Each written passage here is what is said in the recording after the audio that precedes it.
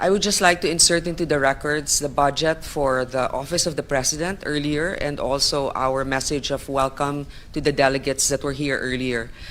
And now I would like to welcome also the Office of the Vice President, headed by the Vice President herself, Honorable Vice President Sara Duterte. It is my duty to present the body's consideration the budget of the Office of the Vice President.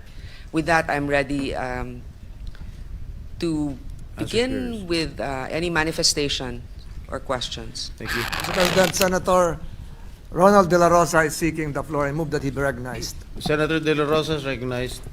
Thank you, Mr. President, Majority Leader.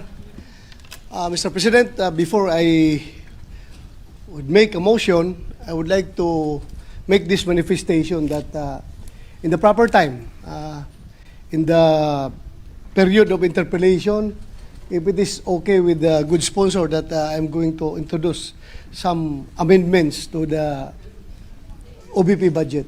If it's okay with the good sponsor. Yes, the proposal is welcome. Then it will depend on the body for the approval. Thank you, Mr. President, good sponsor. With that, I hereby move for the approval of the OBP budget. Before that, I think Senator Bongo Meron kami. wants to take the floor. I would like to take back my motion, Mr. President.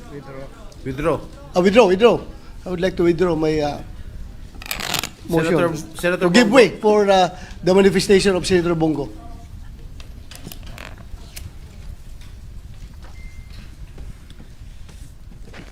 Thank you, Mr. President. As we know, the Office of the Vice President ang ikalawang pinakamataas na opisina sa ating gobyerno. Ang sinumang nakaupo dito ay inihalal ng taong bayan at may responsibilidad na maghatid ng serbisyo lalo na po sa mga nangangailangan. Sa totoo lang po, inihalal po ang Vice Presidente hindi lamang para umupo sa pwesto at maging spare tire. Kung gusto naman pong magtrabaho, ay bigyan po natin siya ng pagkakataong magtrabaho. Inihalal po siya na maglingkod at tumugon sa mga pangangailangan ng ating mga kababayan.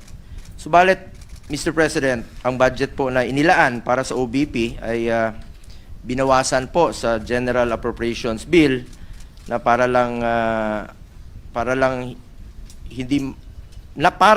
bang hindi mahalaga ang kanilang mandato.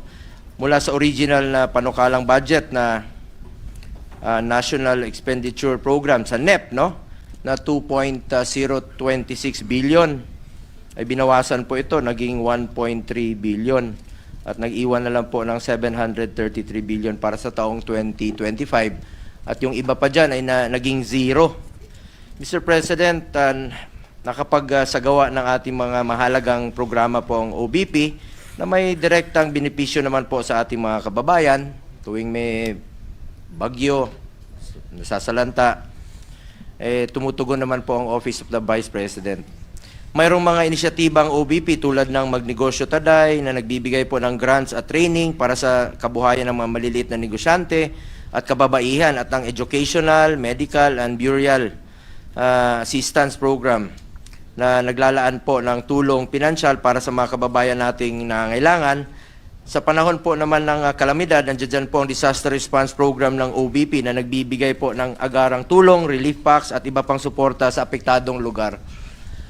Kung tayo nga na sa legislative ay tumutulong tayo, hindi natin nililimitahan ang sarili natin bilang mambabatas lamang. Ang trabaho naman natin, representation, constituency at legislation, lalo na po ang Office of the Vice President na executive yung function nila. Sana po'y bigyan natin ng pagkakataon na makapagtrabaho naman po ang Office of the Vice President.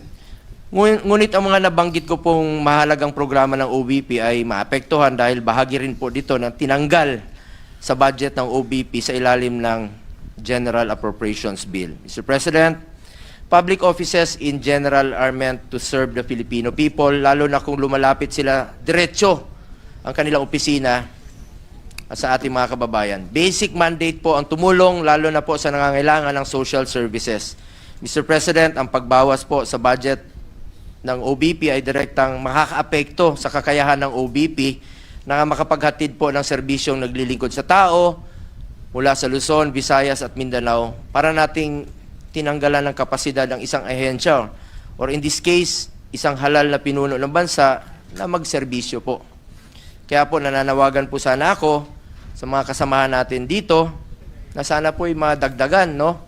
O maibalik ang pondo po na naaprubahan sa NEP for 2025 para naman po makapagtrabaho ng maayos ang ating Vice Presidente na parte po ng executive branch of the government.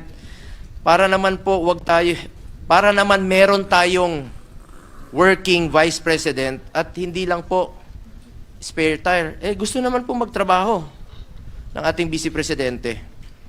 Huwag ho nating pilayan ang gustong magtrabaho.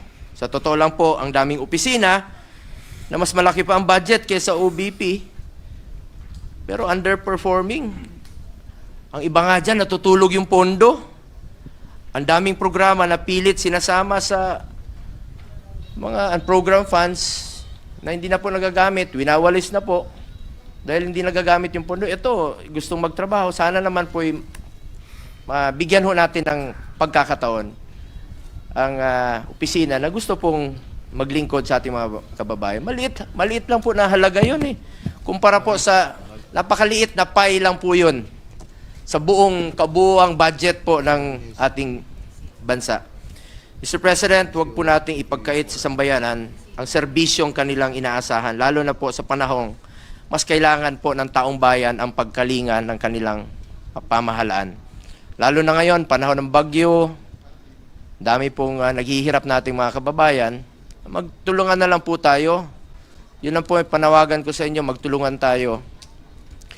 While we understand that some of OBP's programs are also being done by other government agencies, wala naman po sigurong masama kung bigyan po ng budget ang OBP para sa social services. Ito lang po aking pakiusap sana, para sa social services, para mas marami pang mabigyan po ng tulong at mas marami pa pong matutulungan. Sana po madagdagan o maibalik po ang pondo at hindi po masakripisyo ang layunin ng OBP na maghatid ng tunay na serbisyo sa ating mga kababayang Pilipino, lalong-lalo po yung mga nangangailangan. Let me repeat, yung social services sana po maibalik. Maraming salamat po, Mr. President. Thank you very much, Senator Christopher Bongo. Majority Leader. Senator...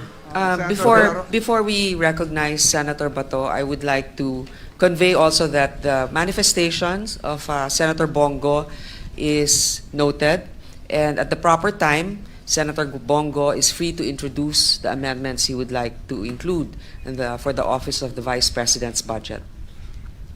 Thank you. Yes, what is the pleasure of Senator De La Rosa? Mr. President, I would like to move for the approval of the OBP budget. I second the motion. Is there any objection? There being none, the motion is hereby approved.